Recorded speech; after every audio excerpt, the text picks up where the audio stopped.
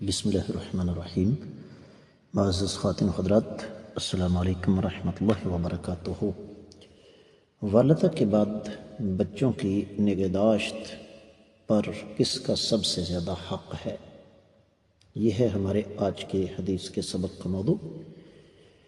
مشکات المصابیح کتاب النکاح ہے، بچوں کے بالغ ہونے اور ان کی نگہداشت کا باب 3382 حدیث کتاب میں، اور دوسری ہے باب میں۔ الفاظ سماعت فرمائیے گا۔ وعن البراء بن عازب قال صالح النبی صلی اللہ علیہ وآلہ وسلم یوم الحدیبیۃ بلکہ یوم الحدیبیۃ علی ثلاثۃ اشیاء، علی ان من اتاہ من المشرکین ردہ الیہم ومن اتاہم من المسلمین لم یردوہ، وعلى أن يدخلها من قابل ويقيم بها 3 أيام، فلما دخلها ومضى الأجل خرج فاتبعته ابنة حمزة تنادي يا عمي يا عمي، فتناولها علي فأخذ بيدها فاختصم فيها علي وزيد وجعفر، قال علي أنا أخذتها وهي بنت عمي، وقال جعفر بنت عمي وخالتها تحتي، وقال زيد بنت أخي، فقضى بها النبي صلى الله عليه وسلم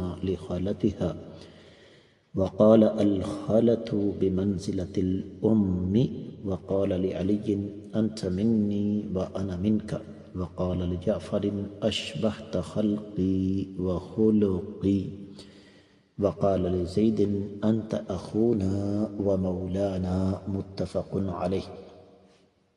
معزز خواتین حضرات، آپ نے سماعت فرمایا۔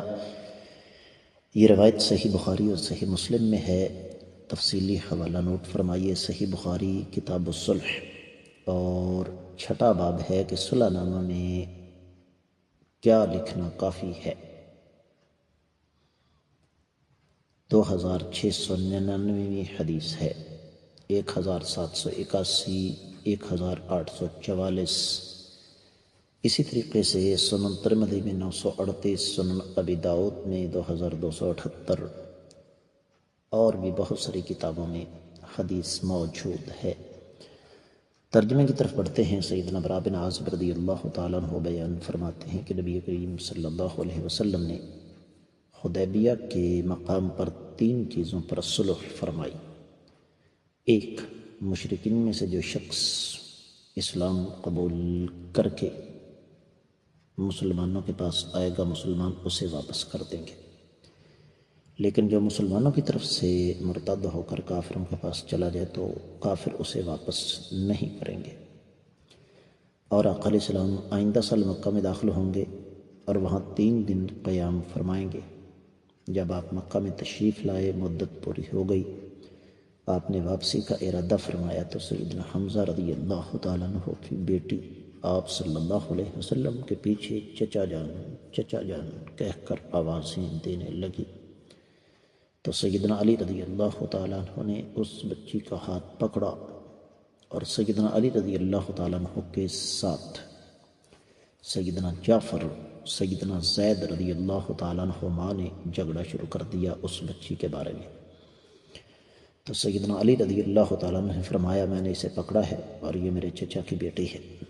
سیدنا جعفر رضی اللہ تعالیٰ عنہ نے فرمایا وہ میرے چچا کی بیٹی ہے اور اس کی خالہ میری بیوی ہے، یعنی یہ میری اہلیہ کی بھانجی ہے۔ اور سیدنا زید رضی اللہ تعالیٰ عنہ نے فرمایا یہ میرے بھائی کی بیٹی ہے۔ آقا علیہ الصلوۃ والسلام نے فرمایا خالہ ماں کے مقام پر ہے، ماں کی جگہ پر ہے۔ اور سیدنا علی رضی اللہ تعالیٰ عنہ سے مخاطب ہو کر فرمایا تم مجھ سے ہو اور میں تم سے ہوں۔ سیدنا جعفر رضی اللہ تعالیٰ عنہ سے فرمایا تم سیرت اور صورت میں مجھ سے مشابہ ہو۔ اور سیدنا زید رضی اللہ تعالیٰ عنہ سے فرمایا تم ہمارے بھائی اور ہمارے چہیتے ہو۔ معزز خواتین حضرات، بڑی دردناک قسم کی، یوں سمجھ لیجئے کہ ایک کیفیت کو شاید میں بیان نہ کر سکوں اس حدیث کو پڑھاتے ہوئے جو طاری ہے، اس لیے کہ حدیث پڑھنے پڑھانے کا اصول یہ ہے کہ انسان اپنے آپ کو اس ماحول میں محسوس کرے۔ اب جو اصل اس حدیث میں چیز ہے میں اس کی طرف آنا چاہوں گا۔ سیدنا حمزہ رضی اللہ تعالیٰ عنہ آقا علیہ السلام کے چچا ہی نہیں بلکہ رضائی بھائی تھے، اور عربوں میں رضاعت کے رشتے کو نسب کے رشتے پر اگر مقدم نہیں رکھا جاتا تھا تو کم از کم اس کے برابر ضرور رکھا جاتا تھا۔ تو سیدنا حمزہ رضی اللہ تعالیٰ عنہ چونکہ انتہائی مظلومیت کی حالت میں میدان احد میں شہید ہوئے تو یہ صدمہ آقا علیہ السلام کے لیے بہت بڑا تھا۔ تو یہ بچی آقا علیہ السلام کو چچا کہہ کر پکار رہی تھی۔ اب سیدنا زید رضی اللہ تعالیٰ عنہ نے اس بچی کو اپنی بھتیجی اس لیے کہا کہ نبی علیہ السلام نے مدینہ پہنچ کر سیدنا زید کو سیدنا حمزہ رضی اللہ تعالیٰ عنہ کا بھائی بنایا تھا، اور سیدنا زید رضی اللہ تعالیٰ عنہ آزاد کردہ غلام تھے، اور آپ آقا علیہ السلام نے انہیں آزاد کر کے اپنا بیٹا بنایا ہوا تھا۔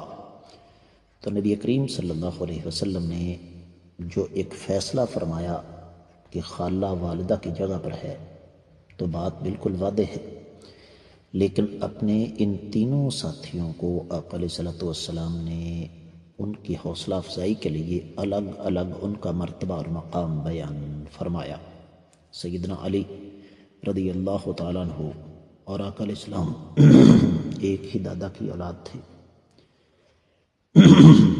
اور پھر اسی طریقے سے سیدنا جعفر رضی اللہ تعالیٰ عنہ کو بھی آقا علیہ السلام نے بڑی پیاری بات بیان فرمائی۔ پھر سیدنا زید رضی اللہ تعالیٰ عنہ کو بھی آقا علیہ السلام نے مخاطب ہو کر فرمایا کہ تم ہمارے بھائی ہو۔ بھائی سے مراد یہ ہے کہ تم تو غلام تھے، رب کائنات نے ہمیں توفیق دی تو ہم نے تمہیں آزاد کر دیا۔ اب آزاد کر کے چونکہ کائنات کے امام صلی اللہ علیہ وسلم کے قول و فعل میں تضاد ناممکن، اس لیے آقا علیہ السلام نے فرمایا کہ تم ہمارے بھائی ہو۔ تو اس حدیث سے جو سب سے اہم بات ہمارے سامنے آتی ہے وہ یہی کہ خالہ والدہ کی جگہ پر ہوتی ہے۔ والدہ کے بعد بچوں کی نگہداشت، تربیت اور پرورش کا سب سے زیادہ حق خالہ کو ہوتا ہے۔ امید ہے کہ یہ حدیث آپ کو اچھی طرح سمجھ آ گئی ہوگی۔ اس کے ساتھ ہی آج کے سبق سے اجازت دیجیے۔ السلام علیکم ورحمۃ اللہ وبرکاتہ۔